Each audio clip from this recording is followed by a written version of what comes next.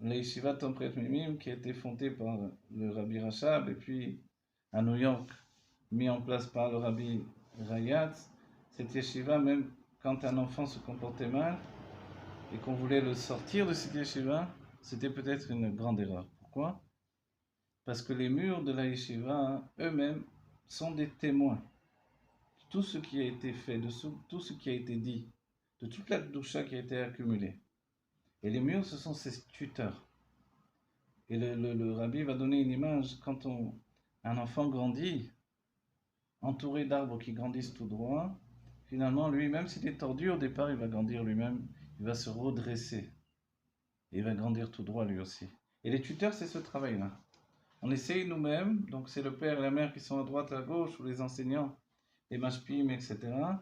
On est là à droite, à gauche, et puis on est là pour redresser l'enfant, pour lui donner de grandir, pour lui donner d'accéder à ce qu'il est lui-même. Mais pour ça, c'est vrai qu'il faut, si vous étudiez évidemment les Klalei Chinuch V'Hadracha du Rabbi Ragaz, il faut à la fois une grande sévérité et à la fois un grand amour. Et le Rabbi Ragaz précise que s'il n'y a que de la sévérité, l'enfant va penser que nous sommes injustes, qu'on le punit uniquement parce qu'on le déteste et que on n'a aucune sorte de bien à lui proposer.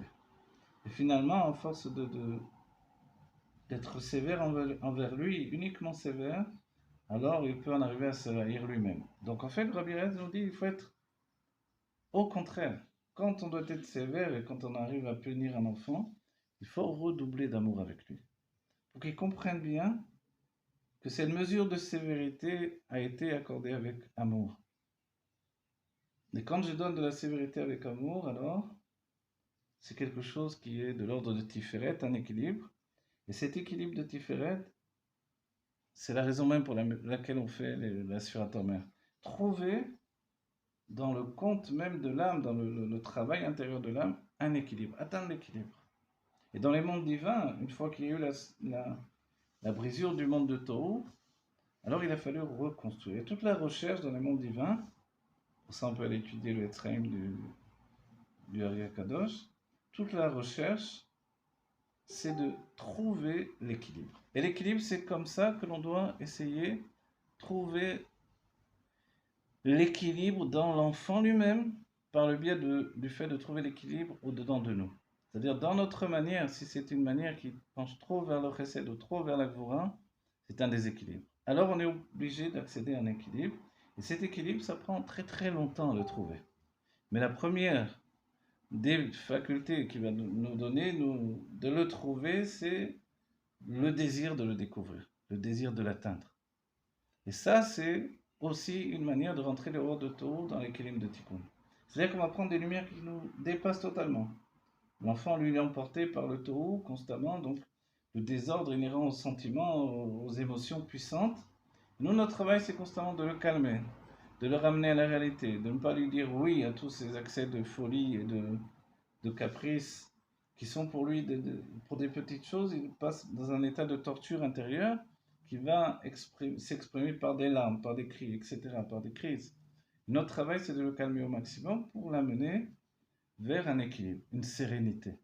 Donc si nous-mêmes ne possédons pas cette sérénité qui est faite de Chesed et Gvura ensemble, alors on ne peut pas lui transmettre cette sévérité, on ne peut pas lui apporter la sévérité dont il a besoin pour lui donner vraiment de trouver l'équilibre qui va le tenir non seulement dans l'instant présent, mais même quand il va grandir. Et c'est vrai qu'il ne va pas s'en détourner, il ne s'en détournera pas, même si ce n'est pas le chemin, comme dit le Tanya, le chemin absolu. Le chemin absolu, a priori, c'est celui du tzaddik, qui de lui-même a un équilibre naturel, un amour et une crainte de Dieu naturel. Tandis que le travail qui est fait par le avoda du Benoni, le travail du Benoni et de chacun d'entre nous dans l'éducation et dans la vie au quotidien, c'est de trouver cet équilibre. Cet équilibre, donc, pas seulement entre ce que l'on voudrait et ce que l'on peut faire réellement, mais également dans la manière de faire ce que l'on doit faire. Et ça, au quotidien, ça joue beaucoup. La sérénité d'un chassid doit être quelque chose que l'on transporte. C'est-à-dire que nos tourments intérieurs, nos soucis, nos faiblesses ne doivent pas toujours rejaillir à l'extérieur. Il faut choisir les personnes vers qui on va dévoiler ses tourments, ses faiblesses, etc.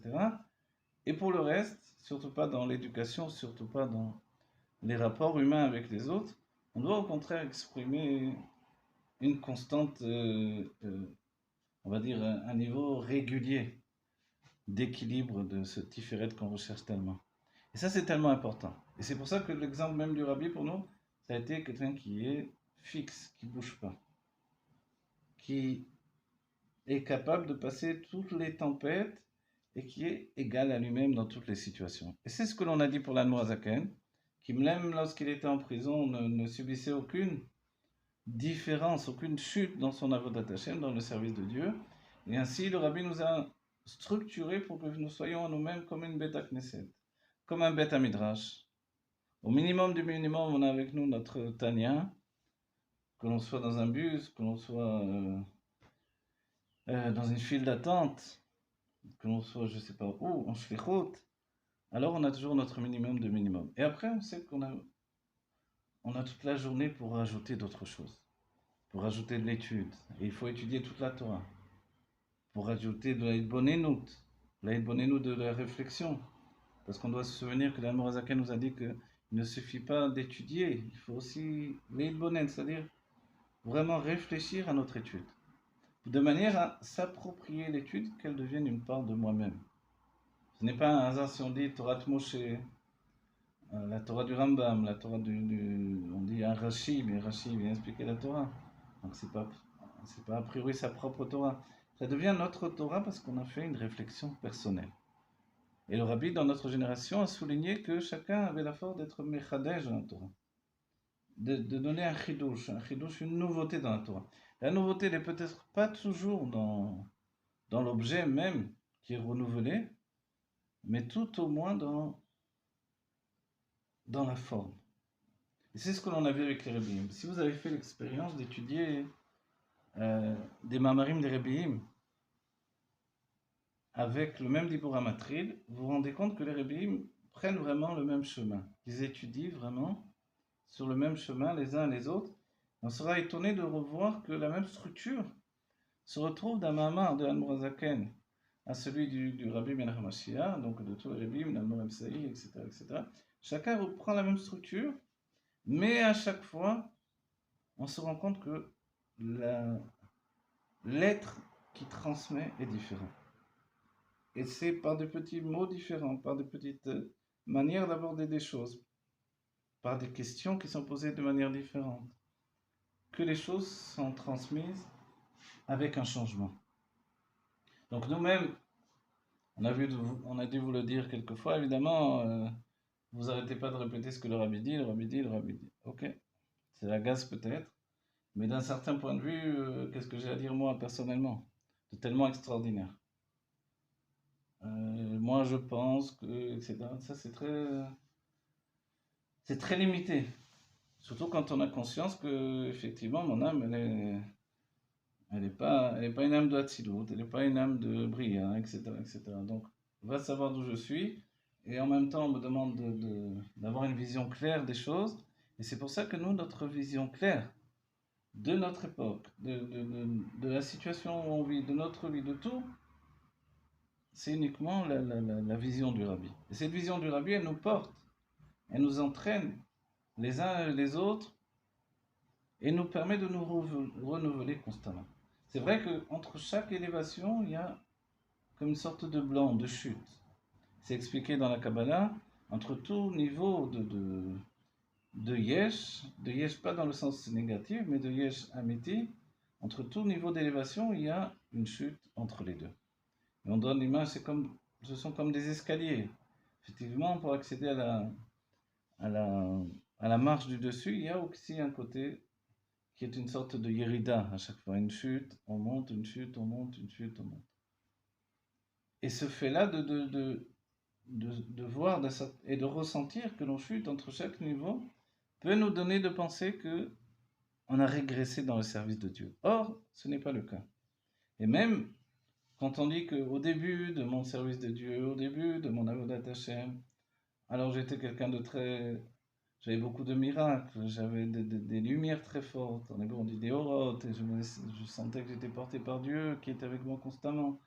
Et puis petit à petit, tout ça s'est envolé. Et je me retrouve un peu yavèche, sec. J'ai plus tous ces miracles, ce merveilleux qu'il y avait auparavant. Alors qu'est-ce qui s'est passé? En réalité, il s'est passé que le maquis, ceux qui m'entouraient, ces lumières qui m'entouraient, qui étaient miraculeuses, ont pénétré. C'était du Keter, c'est devenu du Da'at. Ça pénétrait au-dedans de moi. Si bien que maintenant, alors j'ai plus l'impression d'avoir ces grandes lumières. Mais en fait, je les possède, ces grandes lumières, c'est moi. Et comme c'est moi, alors je dois tendre vers de nouvelles lumières plus élevées encore. Et c'est comme ça que ma vie s'élève de niveau en niveau. Et que quand je ressens la chute, je peux m'étonner de dire, mais pourquoi j'ai encore chuté? En fait, cette chute-là, elle n'est pas forcément une régression. Elle est un état intermédiaire qui me permet de m'élever. Et c'est pour ça qu'entre tout niveau de Yesh à Amiti, il y a un niveau de Ein, un niveau de néant intermédiaire qui fait que je me retrouve finalement avec un sentiment de vide. Et ce sentiment de vide, dans notre génération, il peut être ressenti très très fort, mais on doit le remplir par un plein d'informations de Gdusha. De la même manière qu'on a un plein d'informations qui viennent de l'autre côté, qui vient de ce plein d'informations qui vient d'efforts humains également, les informations au quotidien, les réseaux sociaux, etc. Mais ces moyens-là sont aussi des moyens de diffusion extraordinaires. Et c'est comme ça que la Midrasha Al-Matay les utilise correctement et que c'est vraiment la diffusion des Mayanot Chutza à un niveau sans précédent. Et c'est vraiment ce qui entraîne la Géoula. Voilà, si je dois dire un mot pour les Sakem, le rabbi nous dit que le lépreux, le rabbi Meir HaMashiach, le lépreux de notre génération, de toutes les générations, le Mashiach, en fait, il représente cet être-là qui se trouve justement entre deux générations. C'est-à-dire que la lèpre, elle représente l'exil. Et quand le Metzora, le lépreux, il se purifie, alors il accède à la Géoula. Donc notre travail aujourd'hui, c'est vraiment de passer à cet état de purification. Comment je me purifie? Il y a un seul moyen, c'est la Torah et le service de Dieu. C'est vrai que notre filote, c'est plus... ce n'est plus les filotes d'autrefois. Par le manque de temps, par le manque de tranquillité de l'âme, par le manque de beaucoup de choses. Le manque d'exemples également, et par le fait que les minyanim ne veulent plus non plus se donner trop à la prière comme autrefois. Mais justement, peut-être que les femmes qui ne prient pas dans les Bate Knessiot, elles peuvent trouver dans leur maison une tranquillité en écoutant un cours, en écoutant Nigun, puisque même dans cette période où on n'écoute pas trop de musique, alors, même si l'interdit véritable c'est de faire des grandes fêtes avec les musiques, et que au quotidien pour les enfants on peut un petit peu écouter, surtout des Nigunim. Donc en fait, il n'y a pas de raison de se détacher complètement de la joie du service de Dieu. Il faut continuer à être joyeux dans le service de Dieu, et c'est pour ça qu'il faut se donner des temps merveilleux dans le service de Dieu que l'on va composer nous-mêmes de toutes pièces, sans attendre que quelque chose d'extérieur vienne nous donner la composition qui va faire que j'ai fait une bonne fila, c'était un bon minyan. En fait, non, très souvent, on n'a pas un bon minyan. Très souvent, c'est pas une bonne fila, très souvent. Alors, à moins de composer, de m'organiser, de me mettre en place. Et ça, c'est adressé directement aux femmes, puisque non seulement elles enseignent, mais elles étudient. Non seulement elles étudient, mais elles enseignent. Alors, puisqu'elles diffusent tellement, alors bien sûr, elles sont capables d'écouter des cours tout en faisant leur service de Dieu à la maison et en s'occupant de la maison et même en travaillant, que ce soit pour les hommes ou les femmes. Donc on est une génération où on n'a plus de raison, on n'a plus d'excuses pour se déconnecter. On doit être toujours connecté et de ces manières-là, toujours être en recherche de ce que l'on peut faire pour amener la Géoula. Voilà, la Géoula, c'est un travail qui dépend de chacun d'entre nous. À la fois, il dépend de chacun d'entre nous, et que de nous a priori, mais il ne dépend que du Mashiach lui-même. et au final que de Dieu lui-même. Voilà, les trois réunis, c'est ce qui entraîne la Géoula Mitiva Shlema. On la souhaite dans notre vie à chacun d'entre nous et pour tout le peuple juif immédiatement. Que l'on ait la Géoula Mamash, Kipshuto Mamash. Voilà, que Dieu vous bénisse, qu'il n'y ait que du bien tangible et véritable pour chacun d'entre nous et que vraiment on accède à cette Géoula qu'on attend tellement. La Géoula qui est déjà là, donc qu'on en accède à la révélation Kipshuto Mamash.